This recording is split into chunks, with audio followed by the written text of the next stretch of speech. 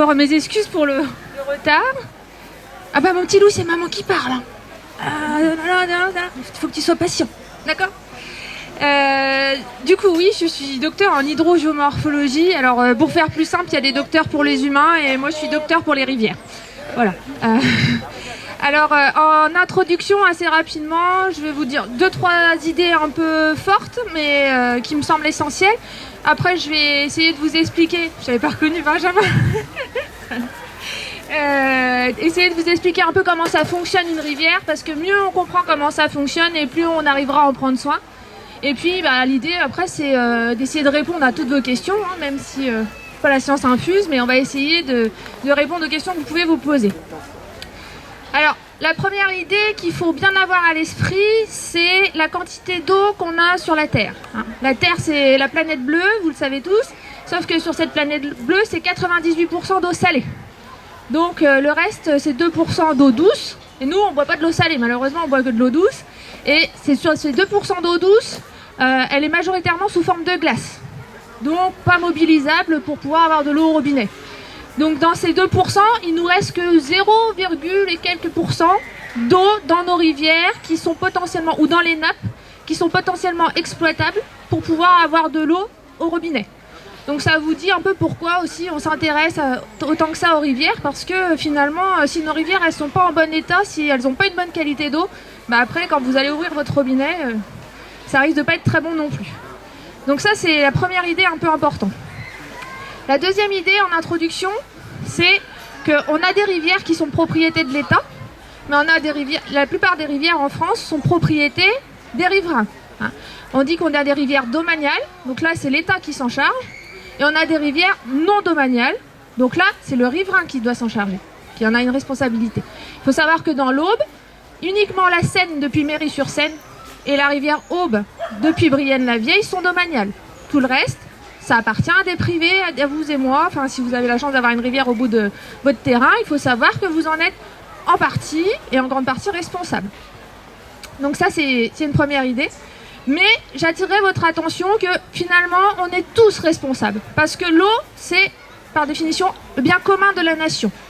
Donc même si vous n'avez pas de rivière au bout de votre terrain, dans vos actions de tous les jours, vous êtes quelque part un peu responsable. Parce que vous avez le droit à l'eau qui coule, mais du coup, vous avez le droit aussi de faire en sorte que l'eau qui coule, elle soit en bon état.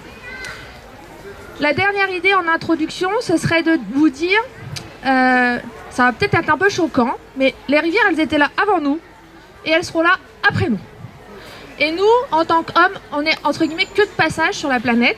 Hein, il faut bien se rendre compte que les rivières fonctionnent à une échelle de temps qui n'est pas la nôtre. Et nous, on essaye de faire des choses avec ces rivières, sauf qu'on oublie de se dire qu'elles ne fonctionnent pas au même rythme de vie que nous. Et ça, c'est le premier point qu'il faut vraiment bien comprendre quand on va travailler sur les rivières. Le deuxième, c'est de se dire que voilà, tout à l'heure, je vous ai fait un peu l'analogie, je vous ai dit il y a des docteurs pour les humains et moi, je suis un peu docteur pour les rivières. Et la rivière, il faudrait la considérer un peu comme un être vivant. Parce que elle a un fonctionnement et un être vivant, vous lui enlevez un organe, alors si c'est un morceau de foie, il va pouvoir rester vivant. Par contre, si vous lui enlevez le cœur, ça marche moins bien. La rivière, c'est pareil. Si vous allez enlever un petit morceau, vous allez l'abîmer sur un endroit, c'est pas grave, elle va pouvoir continuer à fonctionner. Fonctionnera moins bien, mais elle va pouvoir continuer à fonctionner. Mais si vous commencez à toucher à ces organes vitaux, là c'est pareil, vous allez endommager beaucoup plus gravement le fonctionnement. Et puis parfois on a des dégradations qui sont aujourd'hui considérées comme irrémédiables. L'homme n'est pas capable aujourd'hui de pouvoir réparer certaines de ses bêtises. Ou alors à des coûts qui ne sont pas envisageables pour la société. Donc voilà, le mieux c'est de ne pas abîmer pour éviter d'avoir à réparer.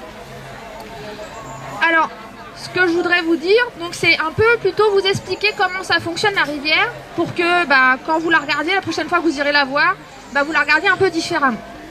Alors la rivière, elle fonctionne d'abord de l'amont jusqu'à l'aval. Hein. Donc elle coule, c'est peut-être un truc tout bête, hein, mais du haut vers le bas.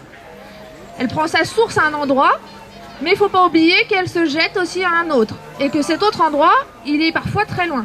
Alors je vous ai amené ici, parce que ce dont on parle aujourd'hui, c'est le bassin versant de la Seine. Et vous voyez, elle prend sa source sur le plateau de Langres. Et puis vous allez voir qu'elle se jette jusqu'au Havre. Et puis, que la moindre petite goutte d'eau, comme je vous le disais, si chez vous, vous n'avez pas de rivière, bah vous êtes quand même responsable de ce qui va se passer dans la Seine. Parce que la rivière, elle coule dans ce qu'on appelle un bassin versant. Donc, une petite goutte d'eau qui va tomber chez vous, eh ben, elle va finir dans la Seine. Et donc, vous avez, entre guillemets, la responsabilité de cette petite goutte d'eau. Quand on parle d'inondation, eh ben, on dit qu'on va essayer de favoriser l'infiltration au sein du bassin versant.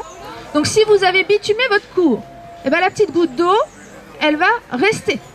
Si vous avez un joli jardin en permaculture, eh bien, la petite goutte d'eau va s'infiltrer. Et du coup, d'un point de vue inondation, vous n'avez pas joué le même rôle. Si vous avez bitumé votre cours, vous avez aggravé l'inondation. Je jette pas la pierre, hein, on fait tous des erreurs. Et si vous avez fait un petit jardin avec des racines, etc., bah vous avez permis l'infiltration et vous participez à diminuer le risque d'inondation pour les autres. Donc voilà, chacun a son rôle à jouer quand on est dans ce qu'on appelle le bassin versant, donc le bassin qui va collecter toutes les petites gouttes d'eau. Ça, c'est le premier point, que la rivière, elle coule de l'amont vers l'aval. Je vais continuer avec mon analogie avec l'homme. Une rivière, c'est quelque chose qui a de l'énergie. L'énergie, c'est son débit. Et son débit, elle le tient d'où? De la pluie qui tombe du ciel. Alors l'homme, il peut essayer de maîtriser plein de choses. Il peut essayer de contrôler la rivière autant qu'il peut, mais à un moment donné, il faut rester humble. L'eau qui tombe du ciel, on la contrôlera jamais. Ça, c'est malheureux. Et donc, du coup, c'est là où il faut penser à rester humble, parce que quoi qu'il arrive, des inondations, il y en aura toujours. Ou comme en ce moment, des périodes de sécheresse, qui sont plus ou moins longues, eh ben, il y en aura toujours. Parce que malheureusement, on ne maîtrise pas l'eau qui tombe du ciel. Ça, c'est la première chose. Quand on dit il y a une inondation, c'est la faute à, c'est la faute à l'eau qui tombe du ciel. Ça, c'est la première chose. Il y a une sécheresse, c'est la faute à, c'est la faute à, il n'y a pas eu d'eau qui est tombée du ciel. Après, il y a des facteurs qui viennent aggraver. Mais la première cause, c'est le manque d'énergie ou le trop-plein d'énergie de la rivière, donc son débit. Et son débit, sa première raison d'être, c'est la pluie. Ça, c'est quelque chose qui est très important. La rivière, donc, elle a cette eau qui lui arrive du ciel, qui lui donne de l'énergie. Et cette énergie, la rivière, elle doit en faire quelque chose. C'est quand vous êtes en forme, nous les dames, on a tendance à aller faire vite le ménage, parce qu'on est en pleine forme, donc on se dépense notre énergie comme ça, hop. Et bien la rivière, elle va faire le ménage aussi. Elle va arracher ce qu'il y a sur les berges, et elle va transporter des cailloux. Ça, c'est sa manière à elle de dépenser son énergie.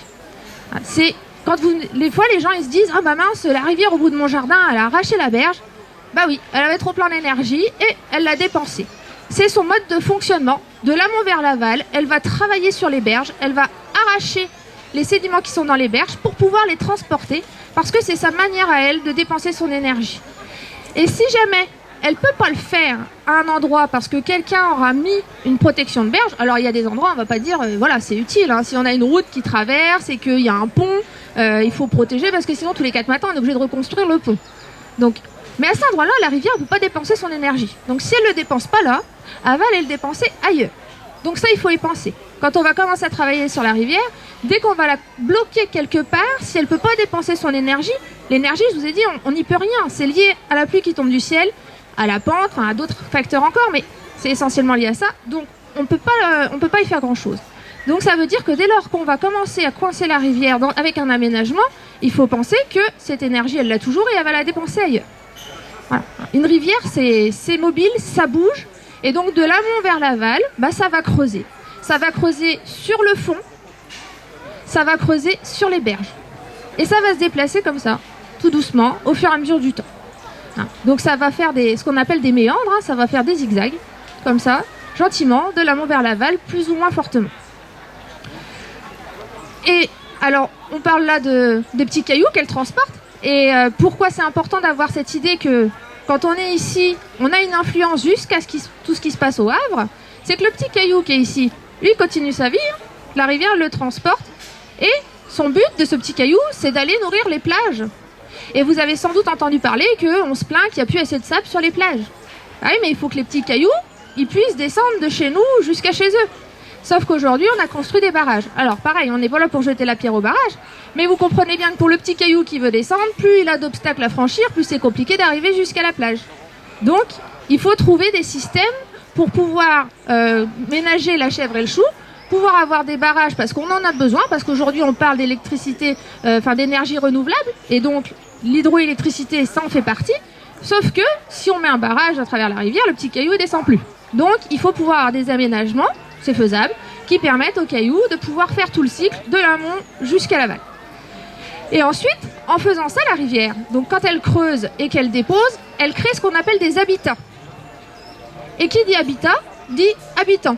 Et plus on va avoir des formes différentes dans la rivière, des tas de sable avec de la végétation, on va avoir des habitats différents. Donc plus on va avoir des rivières qui créent des choses ou qui démolissent des choses, plus on va avoir des habitats différents et du coup plus on aura des habitants différents. Et là on fait le lien avec la biodiversité. Donc déjà là, en travaillant de l'amont vers l'aval, on a déjà vu que la rivière, elle fait déjà beaucoup de choses en termes de biodiversité. L'autre point, la rivière elle fonctionne de l'amont vers l'aval et ensuite elle fonctionne en transversale. Ça veut dire quoi? Alors je vais vous montrer faire passer cette petite planche. Ça veut dire que la rivière elle a plusieurs lits. Vous entendez souvent à la télévision quand il y a une inondation, « Ah, la rivière est sortie de son lit ». Ben c'est pas vrai. La rivière elle a plusieurs lits. Elle a le lit où vous avez l'habitude de la voir. Quand vous passez, vous voyez de l'eau. La rivière elle est dans ce qu'on appelle son lit mineur. C'est-à-dire c'est le lit habituel où on a l'habitude de voir de l'eau. Par contre, quand il y a une crue, et quand il y a une crue qui déborde du lit mineur, elle n'est pas sortie de son lit. Elle est sortie de son lit mineur pour aller rejoindre son lit majeur. Son lit qu'elle occupe que quand elle est en crue. C'est un lit qu'elle a construit au fur et à mesure du temps. C'est pour ça que tout à l'heure, je vous ai dit en introduction, la rivière, elle était là avant nous et elle sera là après nous. Parce que ce lit, il ne s'est pas construit en 10 ans, 100 ans. On a de mémoire les dernières inondations. Ici, c'est 1900. Les plus grandes inondations, c'est 1910. Mais il y en a eu des bien pires. Mais il n'y avait pas d'hommes sur la planète quand elles ont eu lieu, ces inondations. La vallée, elle s'est construite depuis bien plus longtemps. Et nous, on peut constater les traces de cette construction. Et les traces de cette construction, c'est ce qu'on appelle le lit majeur. Donc le lit majeur, c'est quand la rivière, elle déborde de son lit mineur et elle vient occuper son grand lit. Son grand lit d'inondation qui est le lit majeur. Donc on dit qu'elle fonctionne en transversale, comme ça. Et de la même façon, quand elle vient occuper ce grand lit majeur, eh ben, elle va déposer des limons. Et ces limons, c'est fertile pour l'agriculture.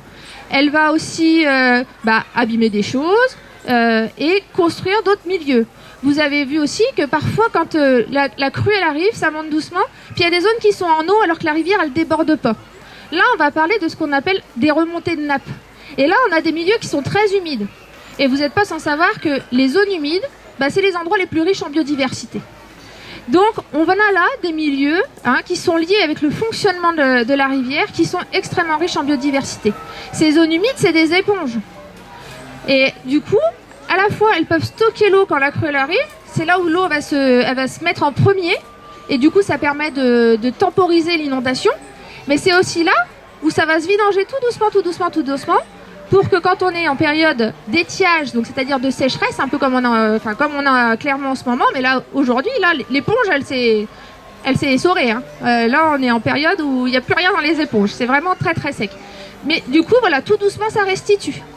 Donc si on empêche la rivière d'aller remplir les éponges, ça finit par se remplir, mais vraiment moins bien et beaucoup moins efficacement. Donc il faut aussi que les inondations puissent avoir lieu. Alors, vous allez me dire, elle est complètement folle. Il faut laisser les inondations avoir lieu. Oui, mais bien évidemment, dans ce grand lit majeur que la rivière elle a construit, qui était là bien avant nous, l'homme est venu s'installer. Mais au départ, quand il s'est installé, il avait construit des habitations adaptées au risque d'inondation.